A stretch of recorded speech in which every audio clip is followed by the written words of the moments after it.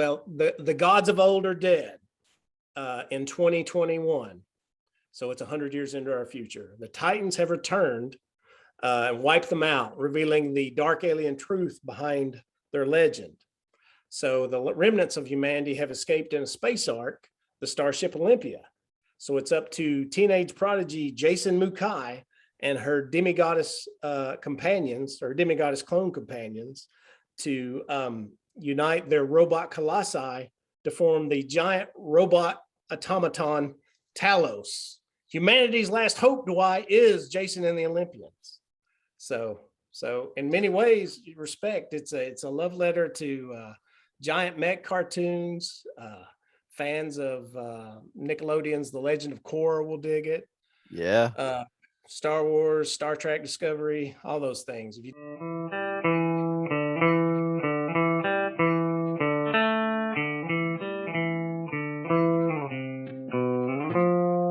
Welcome back to the Comics Cube, everyone. I am with Shane Berryhill. How are you, Shane? I am outstanding, Duy. It is wonderful to be here on the Comics Cube with you, man. Thank you so much for having me. Thank you for all you do for comics, keeping the torch burning and spreading the word of that and pop culture. And just thanks to your listeners and watchers for being here today, brother. Thank you. It's easy to talk about comics when you love them.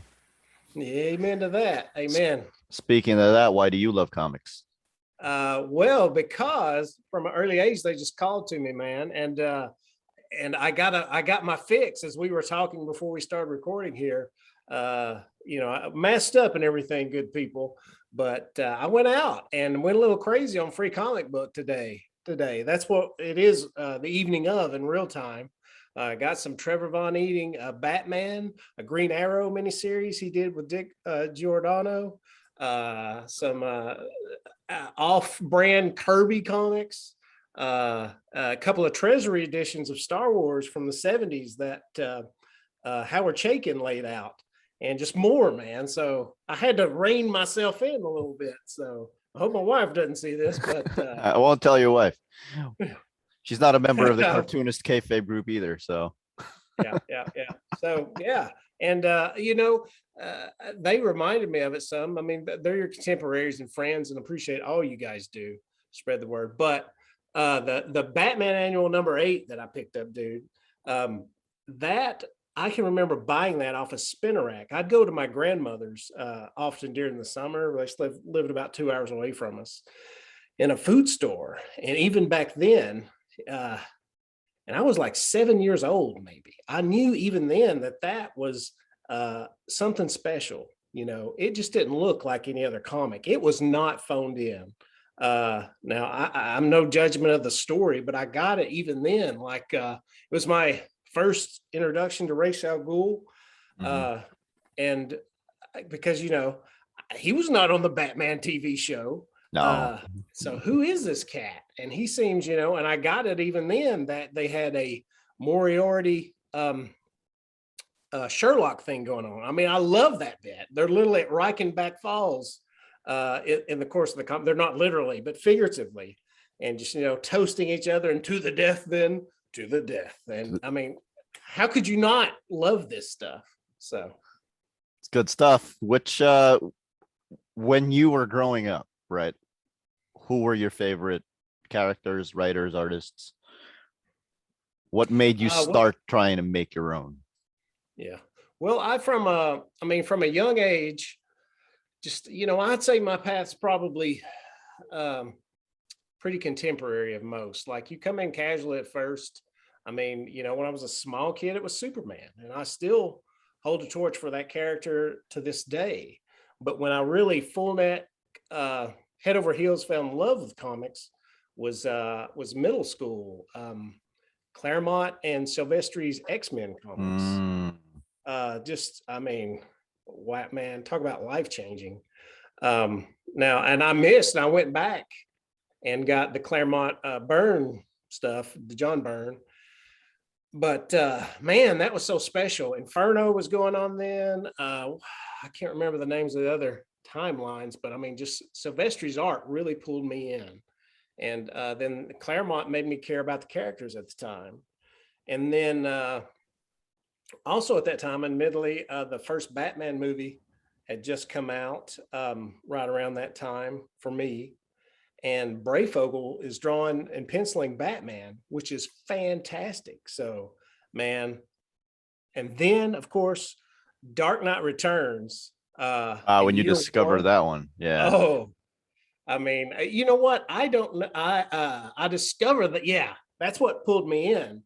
But how I even learned about them, because some of your listeners may realize from my nasal twang, I grew up in a small rural town, um, and so I had no context, no frame of reference for Frank Miller or anything what was going on, except what I would read in probably the comics journal at the time. Wizard wasn't even around just yet. And Really? so that's, yeah, You, yeah. you were getting the Comics Journal, but not Wizard? Yeah, yeah.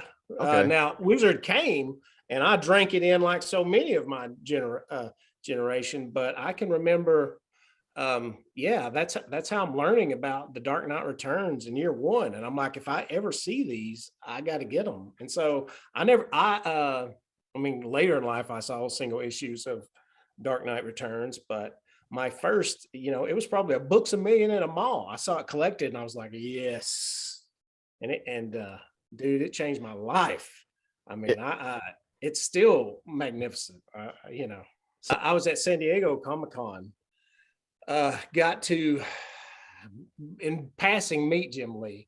My first novel, Chance Fortune and the Outlaws, it's a prose novel, but it was New York Public Library's best book for teenage. It's Lone Star reading list selection. That cover is by James Jean, who, speaking of Wizards, was like 2005 Artist of the Year at that time, and went on to work for Prada. Amazing. But I need to bounce around because I need to give Jim Lee props. But first, it's going to sound like a diss, but it is not, Mr. Lee. You are fantastic. He is. But Yeah. when Jim Lee first come up, yes, my jaw dropped on seeing his stuff on X-Men. But I always thought of him as the poor man's Mark Silvestri, and at the time. But no offense, Mr. Lee, but let me tell you about Jim Lee, a story, and I'm sure many more have. Like I'm at San Diego Comic-Con. I'm lucky enough to be for Chance Fortune. It's 2006. I meet Jim Lee on an escalator, show him that book, and he's nice as can be about it. But I'm sitting in a panel, and Jim Lee comes in with just boxes of cookies and just starts handing them out to the people sitting on the floor. I mean, he didn't have to do that. And this is really, he was beginning to be Jim Lee, but he was not Jim Lee yet. So, man, Jim Lee executive. right? Not even, he's just the artist. Yeah. He's the still an aspiring artist, pseudo at this time. I mean, everybody knows who Jim Lee is even then, but he had not yet rocketed into the fame that would come. But he was fantastic, and so, Mr. Lee, my apologies for thinking of it that way. And you know what? And I'll give you further props, sir, if you happen to, by some miracle, see this. You have not, I mean, even with all your executive duties. Speaking of, I got to meet Jim Shooter today. Really? Yes. And how'd that go? Man, you know what? How tall is he? He's super tall. He bless his heart, he's having a walk with a cane now. But he was as spry and lively, and treated the fans in contrast to often what you hear about him in stories, with just the kindness, nicest fella. I mean, maybe old age has mellowed him. It does that. I mean, I don't know. It mellows the best of us. But there was a fan that spoke up and was going on and on about this probably cuckoo story about how Marvel had taken one of his characters. But rather than shoot him down, Jim Shooter, no pun intended, Jim Shooter went to great lengths to hear him out, to address the issue and keep talking with him. So it's pretty amazing. But anyway, forgot what I was talking about before I segued into that. When I have 80s guys on the show who worked at Marvel, one of the questions I usually ask them is does Jim Shooter deserve his bad rap, or is it undeserved? And the answer is always the same, regardless of what the relationship was with him. The answer was always like, Jim Shooter is a boss, and some people have good relationships with the boss, and some people don't. I'm sure it's, it sounds like, and I've worked as a supervisor and stuff. I have a day job now, comics and books, Duy, or something I do on the side. Now, would I love to do it full time? Yes. Ultimately, someday I hope to. But so I understand, it sounds like at least by Mr. Shooter's account and by other sources, and, that, I mean, it's a business, and sometimes you have to make tough decisions to keep businesses afloat. Not that I'm now, but this is, and I think a lot of companies, comics or otherwise, are better about this nowadays. They try to get supervisors and leaders and managers with high emotional intelligence. That's a prime commodity for any corporation now. But that was not the culture back in the day. And he talked about working for Mort Weisinger, who was even before him. And I think he may have, for all that Mort arguably did for the industry, apparently he had some rough and tough business practices. And maybe Mr. Shooter picked up on that model. I don't know at the time. And, I don't know. But all I can say is I can't judge. He was fantastic to the crowd today. Didn't have to be. So big props to him there. Yeah. And we were talking about Jim Lee and cookies. Oh, yeah. I wanted the cookies, how nice that was. But with all his success, and this is how, and why he's such a master. He is continued. You can't argue. He has continued to hone his craft. I mean, and just push himself. I mean, he's become super Jim Lee.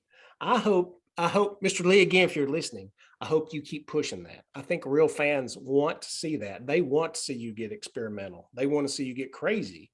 I just don't even think we've seen the best of what you're capable of yet. And you're magnificent already.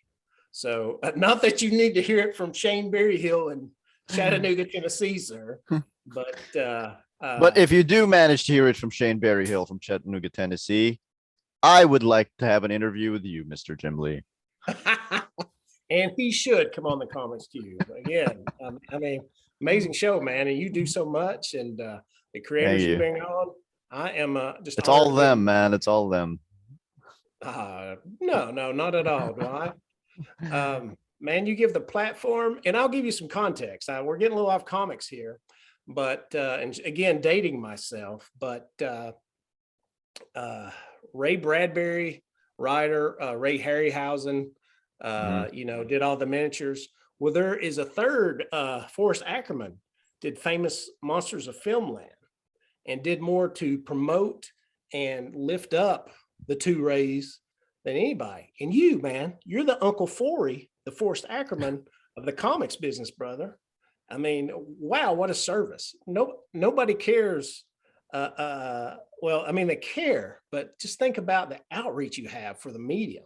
Something you love, something I love, something your watchers and listeners love, man. So, man, big props to you, Duy. No joke. Thank you, Shane. Mm-hmm. So would you call Chris Claremont and Frank Miller your biggest influences when it comes to your writing? No. Now, I didn't think so. No, I could kind of see Claremont, but not Miller at all. Yeah.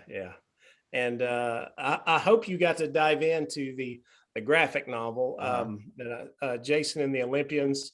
That's the Kickstarter we're running right now. It's Jacin, JACIN.info. Very smart for search engine optimization, by the way. Well, awesome. But we'll get back. We can talk about that in a minute. No, I mean, it was magnificent for that time in my life. But like so many superhero comics of any age, I don't know that it holds up all that well. Really? Yeah, absolutely. Really. You realize Chris Claremont is considered one of the greatest writers of all time, and it's all because of one run. Isn't that crazy? That's pretty amazing. Yeah, I'm not selling him short. I mean, he just may have been writing in the framed in the time that he was in, and for that time, he was magnificent, dude. Yeah. I'm not selling him short at all, but you know, I try to go right back and read, which it gave me goosebumps when I was a 13-year-old. But if I try to go back and read, I'm the best there is at what I do. What I do isn't really nice. That's not enough for me anymore, man.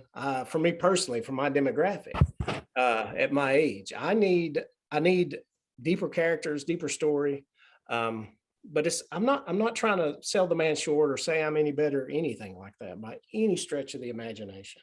I mean, the Um, target back then was kids who yeah, were your age exactly. back then. Yeah. That's thank you for voicing what I'm trying to bring out. I mean, that's that he was writing to me. He wasn't Yeah. writing to my dad. He was writing to me at the time. And now I am my dad's age and more. So, and while they will always hold a special place in my heart, it was, I've grown, and as well we all should. But there are fantastic still comics writers. Some of my favorite writers today who really gets my and just comics. I'm a big Brubaker Phillips fan. Yeah, look Oh at you, my Steve. God. Yeah. Yeah, Anything so they do, those guys. yeah, man. I eat it up. I love that. Them. I love Joe Hill stuff. Basket Full of Heads. If your fans Hmm. haven't checked it out, fantastic. So that's my taste. Lemire right now. Matt Kent. I love any of his stuff. Um, so, I think the medium has grown and expanded, become more in depth, more character driven. But I think there's room for everything. I'm not trying to sell Claremont. Somebody can still read Claremont for the first time and it just resonate magnificently now. But I love Richard Donner's Superman. I've probably seen it 100 times in my life and love the character. But if that's But all I ever watch, you know, I gotta.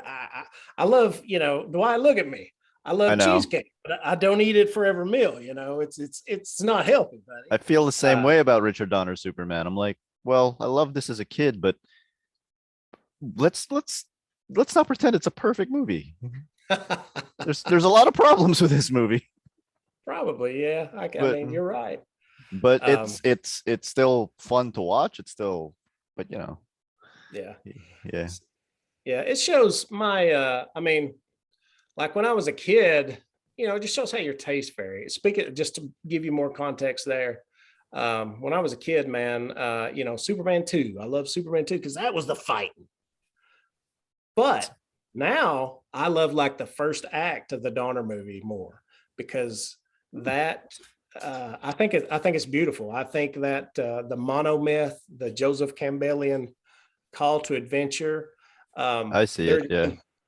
there's some when he's sitting up there, on the field after he's called to the Green Crystal. His mother walks out and starts to touch him and then pulls back because Clark has moved on. He is no longer literally of this earth. He has already started on the path to godhood, if you will, in a way. That's the nuance there. And those John Williams trumpet swell, it is a magnificent scene for me. And it is another one equally that affected me that way in childhood is, of course, think of all the high flying moments in the Star Wars film franchise. Now, what gives me goose pimples, and probably even then, is when Mark Hamill as Luke Skywalker's got his leg up on that little mound or whatever it was on Tatooine, the two moons setting or whatever, sun setting, and then the John Williams music plays again, and you just feel he's looking out over the universe. It's the call to adventure. It's the hero's path. It's the same thing. It's that It's that mono. That John Williams score does a lot. It Yeah, yeah. does a lot of Well, stuff. I think I agree. I think the power of story does a lot. Yeah. Um, and if you've ever researched the monomyth, the Joseph Mhm. Camp, the hero's journey, it's just like a bullet point primer of those steps. So How do you think, because Jacin and the Olympians is very female led, how do you think the monomyth of Joseph Campbell translates to female protagonists? Well, there's many different ways, and it gets really deeper. I mean, I think, and I think deep down we're all just people, and we have the struggle of trying to be the best we are, regardless of gender, race, class, or anything. Now, there's been You know how a refreshing it is to hear that from somebody from the Southeast? well, I'm glad that I can represent. But we are all people, and we all have struggles, and we all have triumphs. And I think what the hero's journey, regardless of any kind of, like I just we mentioned, class, gender, race, what have you. Um, and that's the power of story. That's what we're talking about here. A writer much smarter than I and wiser, and I'm paraphrasing, but he said, if heroes are going to, if children are going to be heroes in life, let them have at least heard of valiant heroes and knights. Well, if children of color, if female of young girls, if they are going to meet monsters in life, let them heard of valiant heroines, let them heard of demigods of color, all those things. There's room enough for everybody. And I so I applaud diversity again. We want to bring that forward. And speaking of that, did I know you're not a fan of the new What If, the new Marvel? I like the concept behind it, and I like the design. The animation's throwing me off. It looks like a Telltale video game. You're Um, kind of right. but I thought the script kind of cheated, because to me a what if will change one thing and then it's got to have a chain reaction from those things. And this one all of a Mhm. sudden is like, why is a Red Skull trying to get like this big giant squid from another dimension? That doesn't change because Peggy Carter is Captain Carter now. That's just a Yeah, complete change from the movie. yeah. Where's that Yeah. from? I don't know, man. I mean, you could argue it's the butterfly effect, and they don't really show us how, when Peggy Carter, not spoil anything, fans, but yeah, Captain Carter. Um, I mean, how long is that time period that we see? It's a 30-minute show, but does it That's cover the true. course of several years? So maybe there's a butterfly effect going on. But but I loved the approach in this. They made her a competent hero, but at the same time, I don't think one iota did they uh, It- decrease Steve Rogers' yeah. importance. And see, it worked marvelous. No pun intended, marvelously. I think at least from that uh, aspect of it, an angle. Well, And I think that you was could, that was one of my peeves. I don't like this is nothing to do with a commentary on gender or anything. It's just I do think they should have decreased Steve's importance. Because I'm like, if you remember the movie, that the guy, the general who was played then by Tommy Lee Jones, was trying to get rid of him like at the earliest possible yeah. convenience. Like, okay, if he doesn't get the serum, that guy's getting rid of him like that. You can't convince me he's gonna stay, but it is that's me basically complaining that they didn't do it the way I would have done it, which is the worst kind of complaint. So no, Well, it's fair, and like we laughed about earlier. We tear these things apart and complain about it because we love them deep down. I mean, that's what it is. You don't have Monday morning quarterbacks if you're not watching each and every Sunday. So it's so it's true. to make an analogy, but I like that. I mean, I liked how they brought her into the forefront, and then but kept Steve's worth Mhm. uh, every bit. So I think that was a great way to have that diversity. We're all where it's a rising tide that lifts all ships, rather than sometimes having to push somebody aside to rise another ship up. I'm mixing my metaphors there, Duy, though. So It's all right. It's all right. no worries, bud. Are you so? Talk to me about Jacin and the Olympians. Give me your if you know you're trying to talk to somebody about it really quickly, what would you say? 3 sentences. Well, my elevator pitch would be um, the Titans of, well, the gods of old are dead in 2021. So it's 100 years into our future. The Titans have returned and wiped them out, revealing the dark alien truth behind their legend.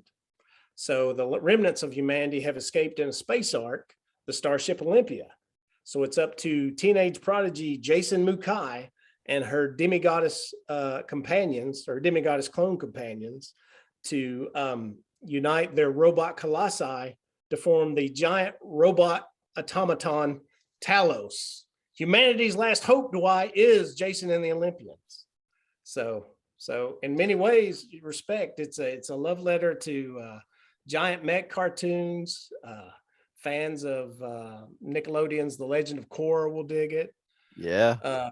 Star Wars, Star Trek Discovery, all those things. If you dig those kind of things, You also named Netflix's She-Ra. Yeah, Netflix, She-Ra, even the new Masters of the Universe Revelation. Haters gonna hate. But what did you think about that, guy? Have you guys reviewed that? I loved it. I loved it. Overall, I did too. Yeah. I gave it an 8 out of 10. What do you think? Oh, I'm right there with you, man. I loved it. I think from top to bottom, it was great. My one quibble is that it's painfully obvious who they're setting up, spoilers, to be the new He-Man. I think, we talked about monomyths and how those are steeped in Jungian archetypes. So in Jungian psychology, to get right or nerdy on you here, you have like your persona and your shadow. Which shadow is a terrible term. It just means the opposite of your persona. It's nothing evil necessarily. It just means the opposite. So in other words, you have your conscious and subconscious, persona and shadow. And like Prince Adam was the shadow to He-Man's persona and vice versa. So you had that juxtaposition. You've got He-Man, Adam, Clark, Superman. So you've got that duality there. Yeah. A yin and a yang. I think, unfortunately, with how they're setting things up, you lose that play. I think now you've got Brawn and Super Brawn, and I don't know that works. I think that ancillary character, I thought for a hot minute they were going to make Andra the new He-Man. I'm like, oh, that's a masterstroke. You're going to have the brains and the brawn, but that's obviously not what's going on. I think it's a swerve. I think Adam lives. I think Adam's going to stay He-Man. Because if you remember, Tila is supposed to become the new sorceress. That's a great point, dude. Right? So, and they haven't dropped that bomb yet. Yeah. And I don't even know that Tila, speaking of revelations, I don't know that because the sorceress starts to say something, but it's obvious Tila doesn't understand their relationship there. Yeah. So, yeah. Can you imagine, because my quibble was that, why stop being so mad?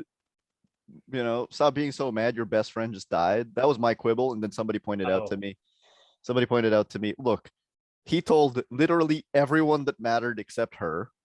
Yeah. And that's not even the biggest secret they've kept from her.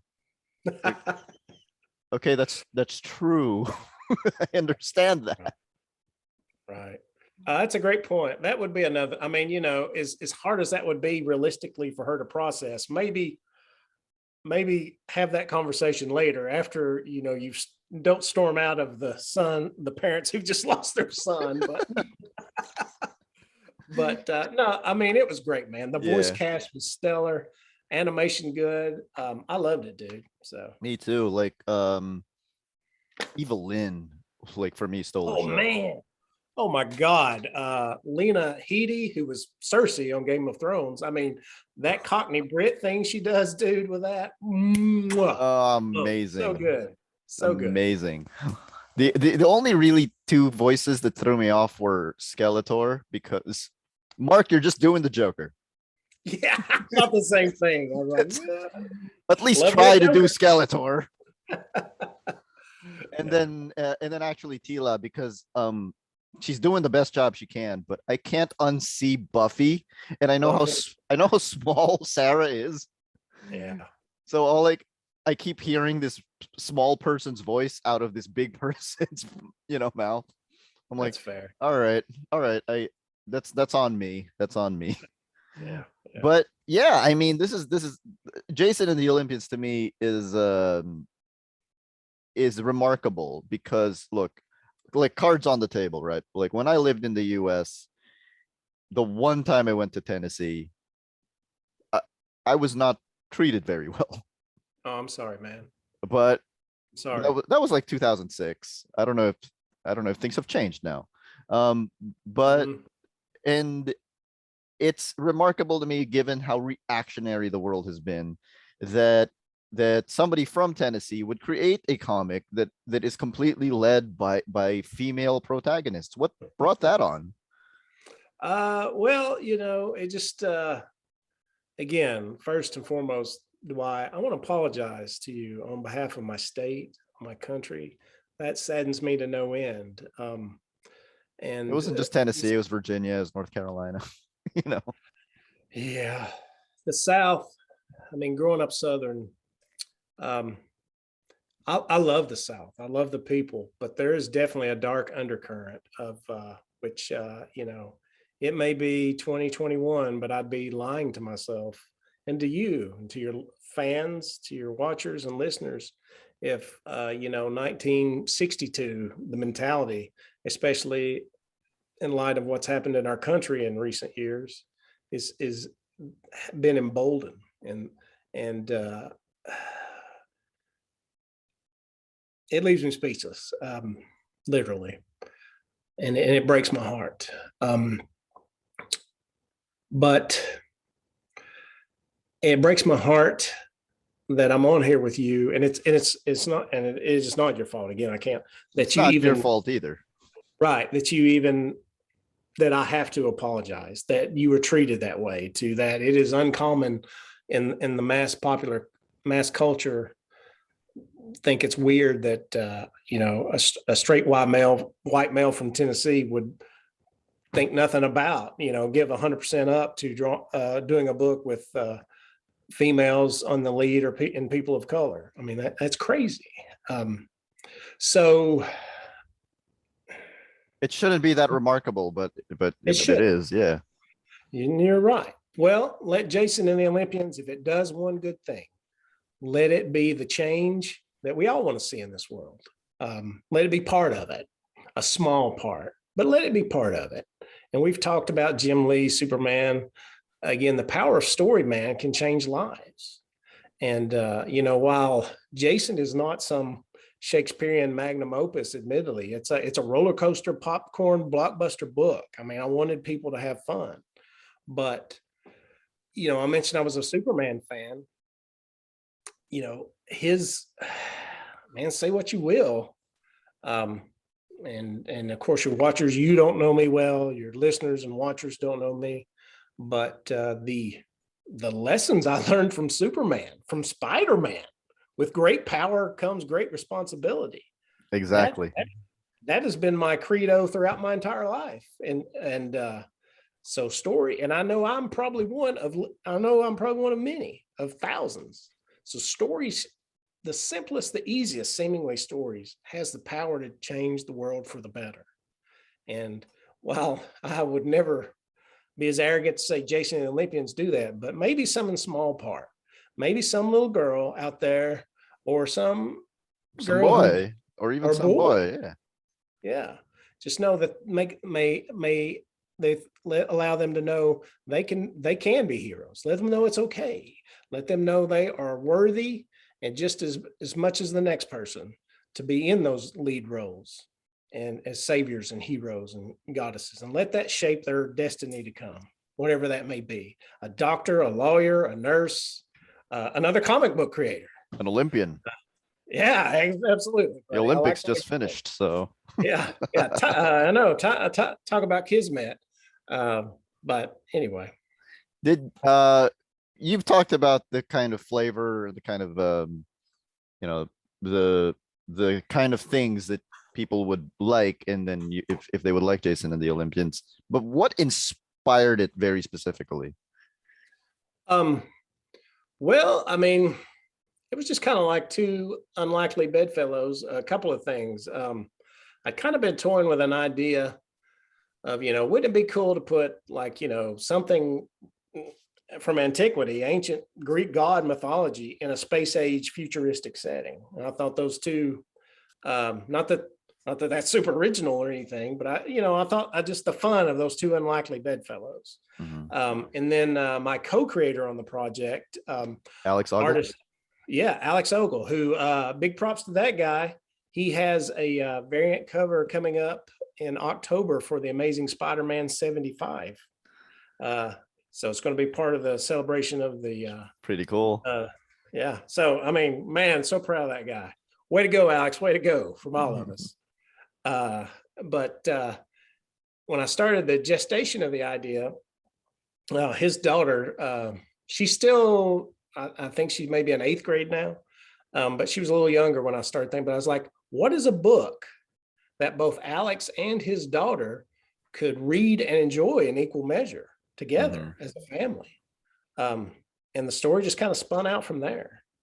And I went to him and was like, hey, I think I've got this thing. So we both polished it, started giving input, making designs, and then we hooked up eventually with a phenomenal artist, Madia Monaco. Yeah. He's done some work for Aftershock Comics, the Knock 'em Dead series. And then we've got Maya Opasic on colors now. And I mean, if I've done anything, if I've given them a kernel of a story here, Alex, Madia, and Maya have just taken it and just made a masterful project, something magnificent that I'm just lucky to be a part of. The colors are pretty amazing in this book. I know the preview you sent me isn't fully colored yet. No, but the book is. Go ahead. It is, yeah. The pages that are colored are, they look pretty damn amazing. I like the mutedness of it. It doesn't look like a standard comic, Yeah. Yeah. It gives it its own look. Yeah, I mean, she's done an incredible job. There's also some supplemental pages from Kevin Lernitz, who's a contributor to the Archer series on, I think it's FX. But really? It's cool. Yeah. A lot of Atlanta artists. We're close to Atlanta. You would be amazed at how many artists and the comic book artists in the area have worked on that show. But anyway, pretty cool. So yeah, I mean, they've done an incredible job, man. Can't thank them enough just for what they've done. Just bringing the book up to new heights. I enjoy also the fact that you're doing that kind of Watchmen thing with the back matter. You're doing the diary thing and everything. Yeah. It's a nice break between chapters. Yeah. Just to tell your watchers and your listeners, it is kind of a Watchmen format, and I thought of that, but it's not dark or gritty. What you've got is some basically the graphic novel itself is 4 chapters, and then you've got interludes. The first one is a letter to Jacin from her deceased mother.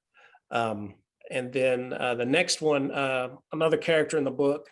And, and the interludes kind of supplement the chapter that comes before and really expand the world.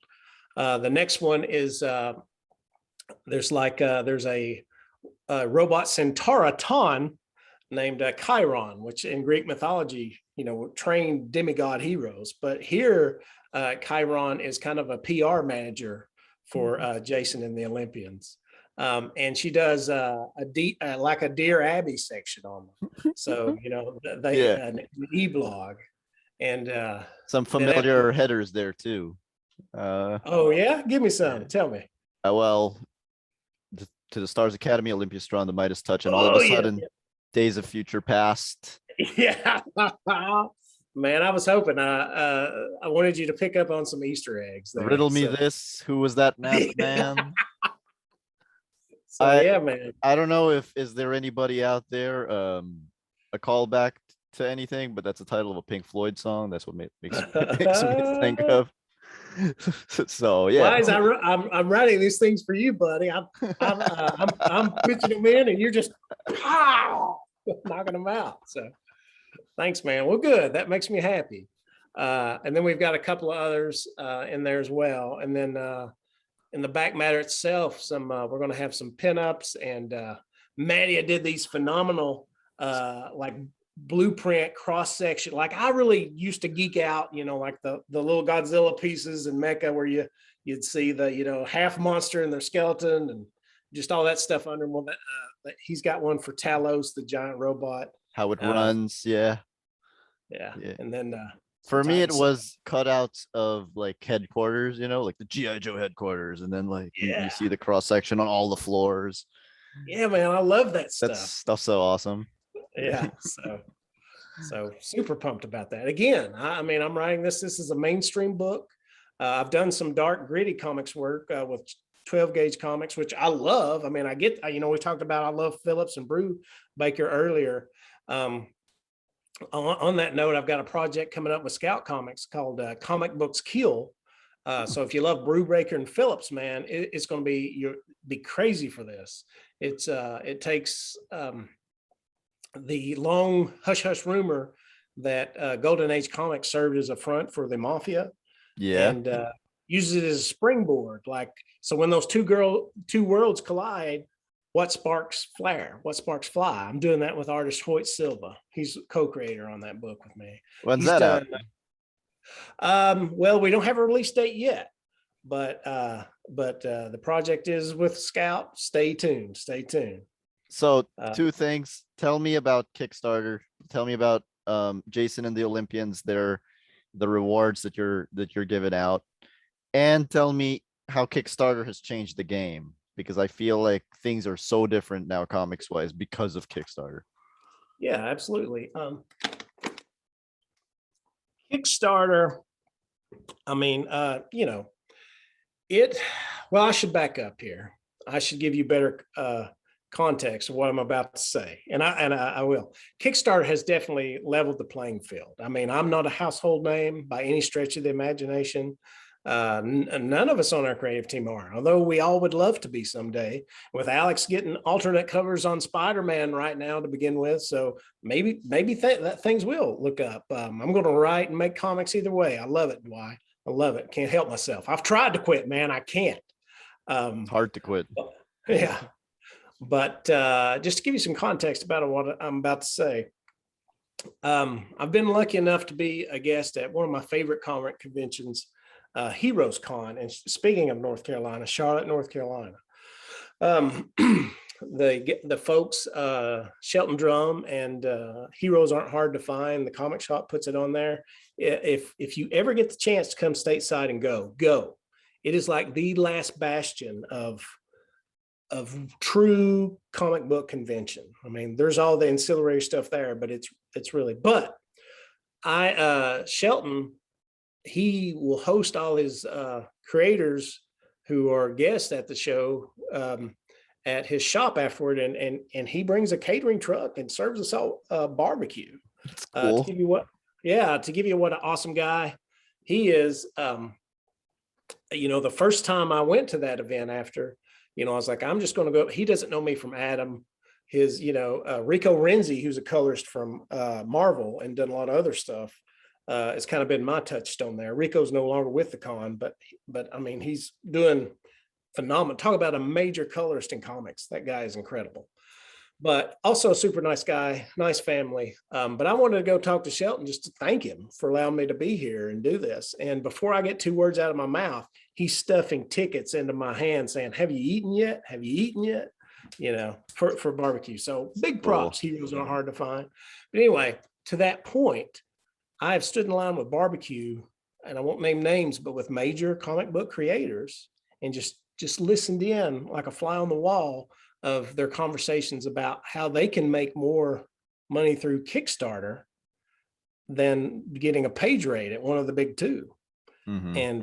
And just how it's changed the money-making model. And I hope the big two will adapt and but anyway, nothing about them. I think, but that Kickstarter is a catch-22. You got to do all the work. Yeah. And if Jim Lee goes on Kickstarter, yeah, he's a big one, and I'm sure it's deserved. He works with one of fantastic creative team. I haven't read the book, admittedly, but Matt Kent and Ron Garney worked with Keanu Reeves. Well, because it's Keanu Reeves, he's going to make that money. But if you're not Keanu Reeves, you're taking a risk with Kickstarter. So it's a mix. It can be a mixed bag, but if you believe in the story, if you'll do the work, I think it's a fantastic model, and it empowers fans to be, we're speaking about the Greco-Roman mythology with Jacin and the Olympians. Fans literally get to be the emperor in the arena, giving you a thumbs up or a thumb down. Now, do you know it's actually a misnomer that a thumbs up meant positive things? You're supposed to get a thumbs down. Yeah, it's the reverse of what movies show you. But anyway, I digress.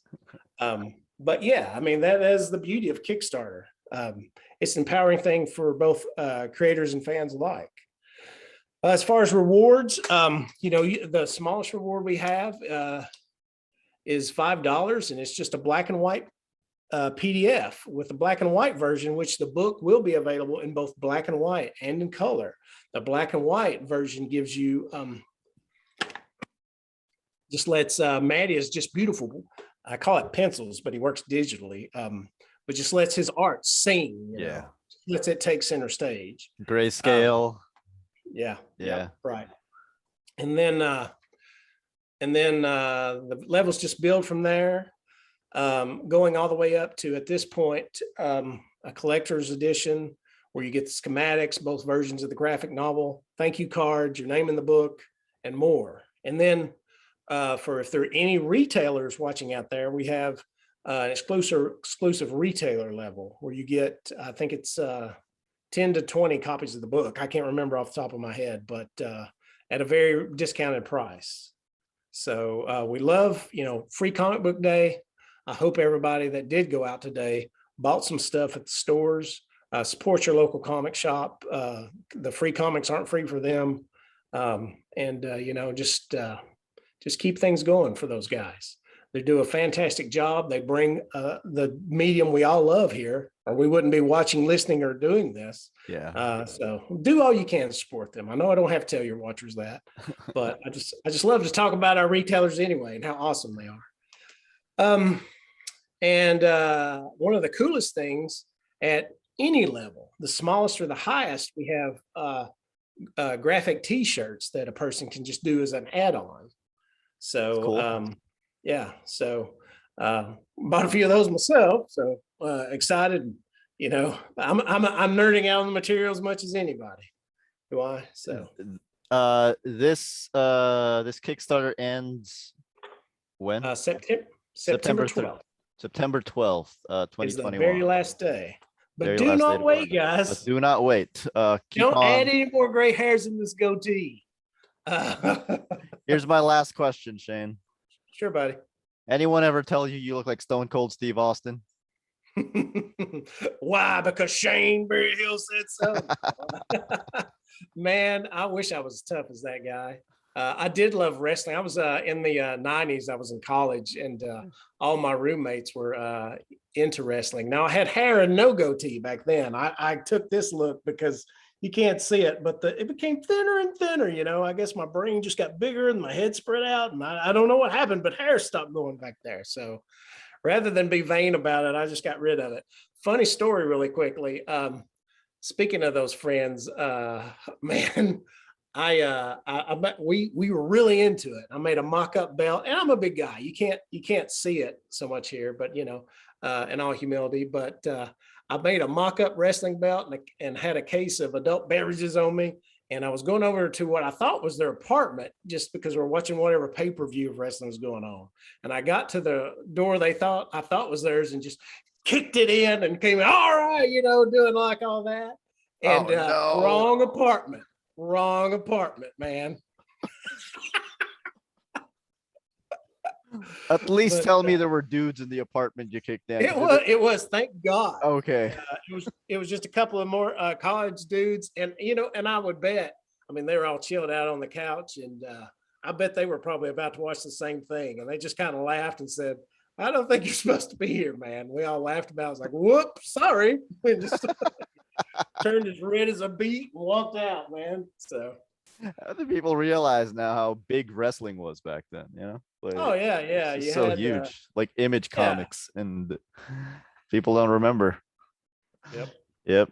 Thank you, Shane. This was great.